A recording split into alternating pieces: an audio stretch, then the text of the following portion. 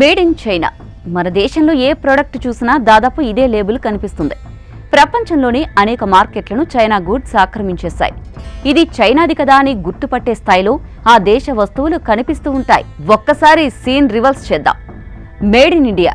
చైనాలో ఎక్కడ చూసినా భారతీయ ఉత్పత్తులు కనిపిస్తే ఇండియన్ ప్రొడక్ట్స్ కు చైనాలో డిమాండ్ పెరిగితే, చైనా ఎగబడి మరీ మన వస్తువులను కొంటే, సరిహద్దు వివాదాలతో నిత్యం మనతో కయ్యానికి కాలు దువ్వే చైనా మన వస్తువులు ఎందుకు కొంటుంది అని మీకు డౌట్ రావచ్చు.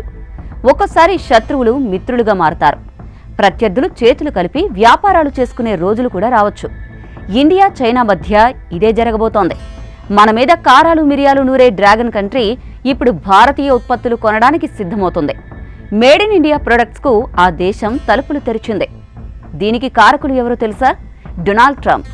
వివిధ దేశాలతో టారిఫ్ యుద్ధాన్ని మొదలుపెట్టిన ట్రంప్ అందరికంటే ఎక్కువగా చైనాపై పగ తీర్చుకున్నారు. 54% ప్రతీకార సుంకాలు వేసి ఊహించినట్టే ఆ దేశానికి షాక్ ఇచ్చారు. సరిగ్గా ఇక్కడే శత్రు దేశాలు మిత్రులుగా మారే అవకాశం వచ్చింది. ట్రంప్ విధించిన టారిఫ్ భారాన్ని తగ్గించుకునేందుకు చైనా భారత్ వైపు చూస్తోంది. ఇకపై మేడ్ ఇన్ ఇండియా ప్రొడక్ట్స్ ను ఎక్కువగా కొంటామని ఆ దేశం ప్రకటించింది. వాస్తవానికి 2020 గాల్వాన్ ఘర్షణల తర్వాత చైనా భారత్ మధ్య ద్వైపాక్షిక సంబంధాలు దారుణంగా దెబ్బతిన్నాయి. 4 దశాబ్దాల్లో ఎప్పుడూ లేని విధంగా రెండు దేశాల మధ్య దూరం పెరిగిపోయింది. చైనాను ఆర్థికంగా దెబ్బతీసేందుకు మన దేశం కూడా ప్రతి వ్యూహాలను అమలు చేసింది.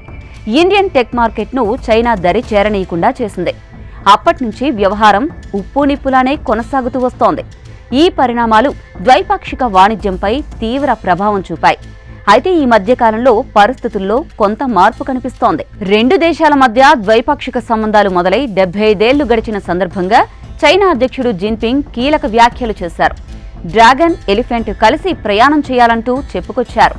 తాజాగా ట్రంప్ విధించిన టారిఫ్లతో చైనా చూపు పూర్తిగా మన దేశంపై పడింది. అమెరికాతో టారిఫ్ యుద్ధంలో నష్టపోకుండా భారత ఉత్పత్తులపై ఫోకస్ పెంచింది. 2023-24 మధ్య భారత్ చైనా మధ్య $101 బిలియన్ వాణిజ్యం నడిచింది. దీన్ని మరింత ముందుకు తీసుకువెళ్తూ భారత ఉత్పత్తులను తమ దేశంలోకి ఎక్కువగా అనుమతించాలని చైనా భావిస్తోంది.